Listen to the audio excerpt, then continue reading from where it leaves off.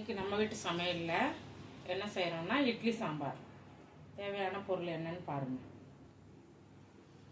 சின்ன வெங்காயம் நறுக்கி வச்சுருக்கேன், கொத்தமல்லி, தக்காளி, 2 பச்சை மிளகாய், கொஞ்சம் கருவேப்பிலை, ஒரு கிண்ணம் துவரம்பருப்பு, சும்மா ஒரு 2 சின்ன துண்டு வெல்லம், நம்ம குழம்பு மிளகாத்தூள், மஞ்சப்பொடி, பெருங்காயம். இப்போ பருப்பு எப்படி வேக வச்சுக்கலான்னு பார்க்கலாம். பருப்பை இந்த மாதிரி தண்ணி ஊற்றி கழுவி கொண்டு வந்து வச்சுருக்கேன். அது கூட இந்த தக்காளி, இந்த பச்சை மிளகாய். ஏன் தக்காளி ஒன்று கூட போடுறோன்னா, எப்பயுமே இட்லி சாம்பாருக்கு நம்ம புளி ஊற்ற மாட்டோம், அதனால் ஒரு தக்காளி கூட போட்டிருக்கேன். அது கூட கொஞ்சம் மஞ்சத்தூள்.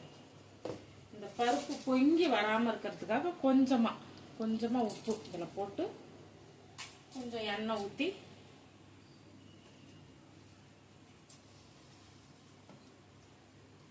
ஒரு ஸ்பூன் அளவு எண்ணெய் ஊற்றி பருப்பு முழுகிற வரைக்கும் தண்ணி ஊற்றி ஒரு 3 விசில் 4 விசில் வச்சு எடுத்து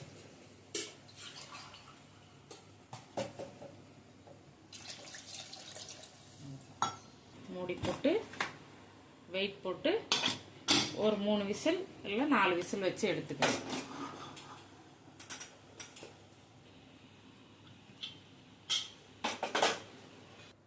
இந்த அளவுக்கு பருப்பு வேக வச்சு எடுத்து வச்சுக்கோங்க. இப்போ தாளிக்கலாம். கொஞ்சமாக எண்ணெய் ஊற்றிங்க, கடுகு,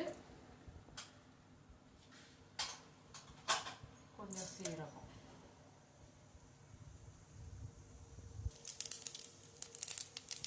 நல்லா பொரியட்டும். இப்போ நம்ம கிள்ளி வச்சுருக்க காஞ்ச மிளகாய் சேர்த்துக்கணும். நல்லா பொரிஞ்சோன்னா கருவேப்பிலை போட்டுக்கணும். கருவேப்பிலை கூட நம்ம நறுக்கி வச்சுருக்க சின்ன வெங்காயத்தை சேர்த்துக்கணும். சின்ன வெங்காயம் இட்லி சாம்பாருக்குலாம் ரொம்ப நல்லாயிருக்கும் டேஸ்ட். அதுக்காக தான் சின்ன வெங்காயம் ஃபுல்லாகவே நல்லா வதக்கிக்கணும். ஸ்டவ் வதங்கினோன்னே குழம்பு மிளகாத்தூள் ஒரு ஸ்பூன் போட்டுக்கணும். அவ்வளோதான். கொஞ்சம் பெருங்காயம்.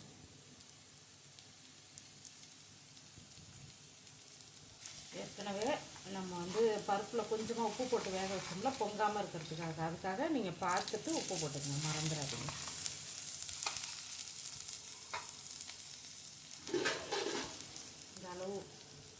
இந்த அளவு போட்டு இது ஒரு வதக்கிட்டு கொஞ்சமாக தண்ணி ஊற்றி கொதிக்க வைங்க. பருப்பு நம்ம போட்டுக்கணும். தண்ணி ஊற்றிக்கிறேன் கொஞ்சம்.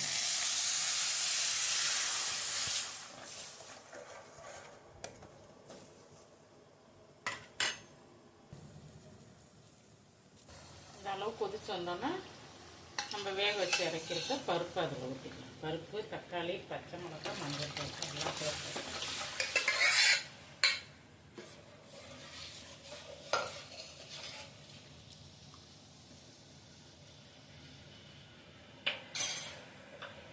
மூடி போட்டுருங்க. நல்லா ஒரு கொதி வரட்டும். சாம்பார் இந்த அளவு கொதிச்சோன்னா நம்ம எடுத்து வச்சுருக்கோம்ல இந்த ஒரு துண்டு வெல்லம், இதை போட்டுருங்க. எப்பயுமே இட்லி சாம்பார் வச்சிங்கன்னா ஒரு துண்டு வெல்லம் சேர்த்துங்க. நம்ம சாம்பார், காய் சாம்பார், வெறும் சாம்பார், சாதத்துக்கு ஊற்றி இப்போ சாப்பிட்ற சாம்பாருக்கெல்லாம் வெல்லம் போட வேண்டியதில்லை. இதுக்கு வெல்லம் போட்டுருங்க. ஒரே ஒரு துண்டு போட்டிங்கன்னா டேஸ்ட் நல்லா செம்மையாக இருக்கும் இட்லிக்கு ஊற்றி சாப்பிடையில். இப்போது நான் ஒரு சாம்பார் பொடி நுணுக்கி வச்சுருந்தேன், அதில் கொஞ்சம் போடுறேன், ஒரு ஸ்பூன் அளவு போடுறேன். அவ்வளோதான். இந்த சாம்பார் பொடி உங்களுக்கு வீடியோ போட்டிருக்கேன், பார்த்துக்குங்க. லாஸ்ட்டாக கொத்தமல்லி போட்டு இறக்கணும். நீங்களும் இட்லி சாம்பார் செஞ்சு பாருங்கள். எப்படி இருக்குன்னு பார்த்துட்டு எனக்கு சொல்லுங்கள். கமெண்ட் பண்ணுங்கள், ஷேர் பண்ணுங்கள், லைக் பண்ணுங்கள், சேனலை சப்ஸ்கிரைப் பண்ணுங்கள். நன்றி.